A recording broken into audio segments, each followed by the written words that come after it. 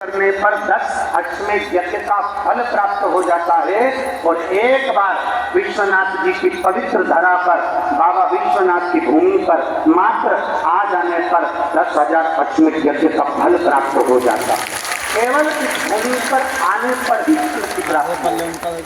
ऐसी पवित्र भूमि है विश्वनाथ बाबा की।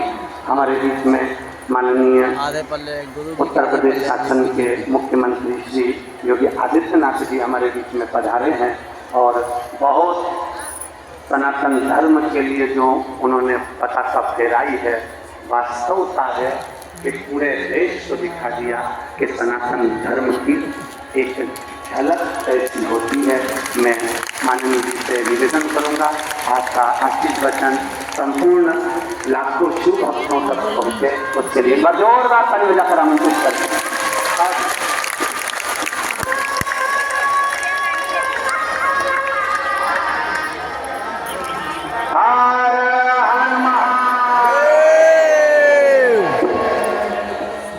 नमः पार्वती पतये हर हर महादेव।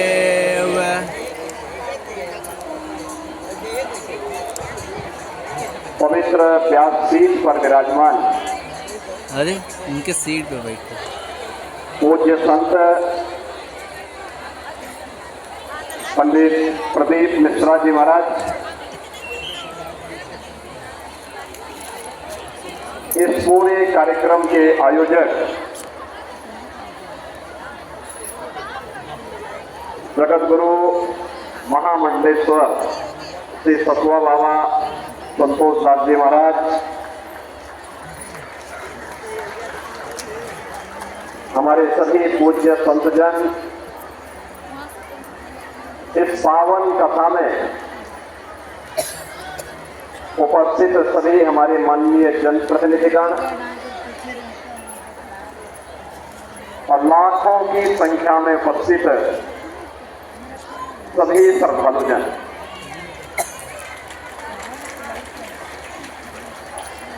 बाबा विश्वनाथ के पावन धरा पर और मां गंगा के पावन तट पर शिव महापुराण की पावन कथा और श्रवण का आनंद आप सबको प्राप्त हो रहा है। मैं सबसे पहले कथा व्यास पूज्य संत पंडित प्रदीप मिश्रा जी का आप सभी काशीवासियों की ओर से, प्रदेशवासियों की ओर से और श्रद्धालु जनों की ओर से हृदय से स्वागत करता हूं, उनका अभिनंदन करता हूं।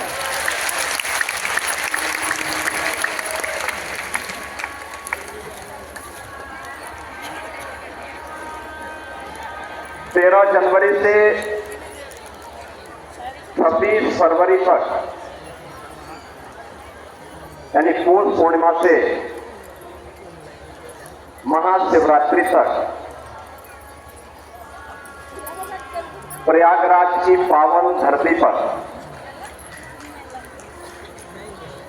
दुनिया का सबसे बड़ा आध्यात्मिक और सांस्कृतिक समागम महाकुंभ 2025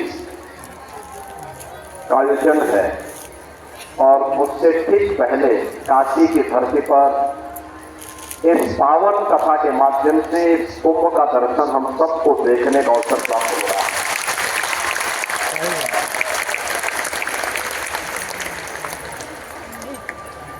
जिस अनुशासन के साथ और जिस श्रद्धा भाव के साथ आप सभी पावन कथा का श्रवण कर रहे हैं, तो मैं आप सबका भी सबसे पहले हृदय से अभिनंदन करता हूं।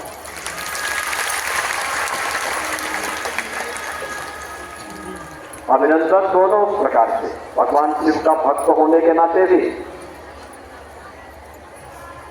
सनातन धर्मावलंबी होने के नाते भी, और उत्तर प्रदेश का दायित्व भी मेरे पास है। तो उत्तर प्रदेश में पावन कथा का आयोजन हो रहा है, तो इस दृष्टि भी मैं अभिभूत हूं ये सब दृश्य देख करके। मुझे पहले से पता था। मुझे याद है कथुआ पंडित प्रदीप मिश्र जी की एक कथा हापुड़ में होने वाली थी, तो अचानक वहां के प्रशासन ने कथा के आयोजन को निरस्त कर दिया। मुझे शाम को जानकारी मिली, मैंने कहा ये कथा के आयोजन को क्यों निरस्त किया गया? कहा भीड़ ज्यादा हो सकती है। मैंने कहा उनकी कथा की तो चर्चा ही इस बात के लिए होती है कि वहां हजार में नहीं लाखों में गिनती होती है, लाखों में। लेकिन वे सभी श्रद्धालु होते हैं, भक्त होते हैं, परम भक्त होते हैं। और परम भक्त की सबसे बड़ी पहचान क्या है? वह अनुशासित होता है। जिसका आत्मानुशासन है उसका भौतिक द्रव्यों पर भी अनुशासन होता है, और वे सभी अनुशासित होते हैं। अभी कथा को अनुमति दिया जाए और भव्यता के साथ उस आयोजन को आगे बढ़ाने के लिए कार्यक्रम को आगे बढ़ाया जाए। और मुझे बहुत अच्छा लगा, जो भी वहां पे गया अभिभूत था। फर्रुखाबाद में कार्यक्रम हुआ, वहां पर भी यही दृश्य था। दृश्य सबकी अपनी अपनी होती है। ये दृश्य हमारे लिए सनातन धर्म का एक लघु रूप है, लघु भारत का रूप है, और ये हमारी सामाजिक समता का भी प्रतीक है। कौन कहता है कि हम आपस में बंटे? कहां जातिवाद है, कहां संप्रदाय का वाद है, कहां उपासना विधि का विवाद है? हम तो सब एक होकर के इस पावन कथा के माध्यम से अपने राष्ट्र धर्म के निर्वाह के लिए अपने आप को समर्पित करने के एक धर्म योद्धा के रूप में अपने आप को समर्पित कर रहे हैं। और ये कथा उसका एक उदाहरण हम सबके सामने प्रस्तुत कर रहा है। जब मैं कथा के विहंगम दृश्य को देख रहा हूं, एकदम सामने बाबा विश्वनाथ का धाम है, मां गंगा का सानिध्य है। कितना सतवा बाबा ने ऐसा अवसर चयन किया कि एक साथ बाबा के भी दर्शन हो और मां गंगा के और मां अन्नपूर्णा के भी दर्शन हो, बाबा भैरवनाथ जी के भी दर्शन हो जाए। यानी यहां से एक साथ, यानी कथा भक्ति नहीं सुन रहे हैं, साक्षात देवादिदेव महादेव भगवान विश्वनाथ भी सुन रहे हैं।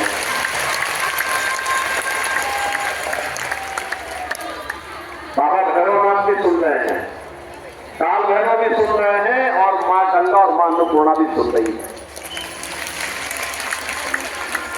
इतना भयंकर दृश्य, ये उन सभी लोगों के मुंह पे एक जवाब है जो हमें जाति के नाम पर, क्षेत्र के नाम पर, भाषा के नाम पर, तमाम बातों के नाम पर बांटते हैं। उनकी आंखों को खोलने के लिए कथा पर्याप्त है, कथा का भयंकर दृश्य ही पर्याप्त है। और मुझे इस बात की भी प्रसन्नता है कि 5000 वर्ष पहले हम जिस पवित्र पीठ